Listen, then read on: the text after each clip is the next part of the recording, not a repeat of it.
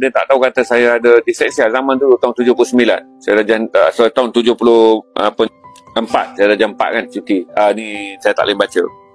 Dia ajar dia tanah saya tulis terbalik, S terbalik. Dia tak tahu ini disleksia. Zaman tu belum wujud. Cikgu ni ajar, dia ajar. Saya sebenarnya tak boleh baca, tapi saya ada satu perasaan kesian dekat cikgu ni. Miss Kumari saya ni baik, cikgu muda, cantik. Seorang guru berketurunan India yang masih pakai sari ke sekolah pada tahun 70-an. Saya tahu dia sayang saya sebab dia kata heran kenapa Zainal yang sangat aktif, main bola pandai, communication dia bagus, dia tak boleh baca. Jadi cikgu ni otak saya sampai satu masa saya kesian kan. Saya nampak dia, saya budak kan. Saya nampak dia macam ibu yang baik, kakak, lebih kurang macam tu lah. Saya pun belajar. Lepas tu bila saya nak ambil periksa, dia bagi tahu.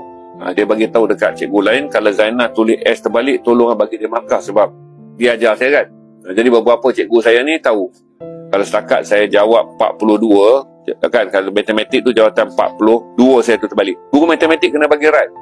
Sebab bukan saya salah tulis, saya ada masalah. Tapi dia tak tahu nak sebut disleksia, kami bagi tulis terbalik.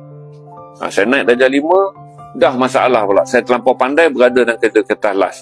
Masa saya dekat 4, darjah 4. Result dah keluar, saya kena pergi 5 last. Saya pergi 5 last. Mr. Teh ni pula terkejut. Matematik saya 100, BM saya 90 lebih. Dah dia kata nombor dalam aliran saya dapat 47. Seluruh tingkatan 5 ni saya 47. Satu kelas 40 orang. Saya patut pergi kelas B. Dia pergi jumpa guru besar. Gulam Rasul tu tak boleh lah, kita tak pernah buat sistem tukar budak setengah tahun. Tapi dia kata kesian lah Zainal ni duduk dalam kelas last. Ramai yang tak boleh baca, tak boleh apa. Saya duduk je kelas. Hinggalah saya baru masuk. Tapi darjah 5 tu dalam kelas last tu pun saya skor lah. Saya okey lah, saya punya penilaian darjah 5, 3A, 2B. Tapi saya tak mau cerita lah tentang pengalaman tu, the rhythm to build up the brain.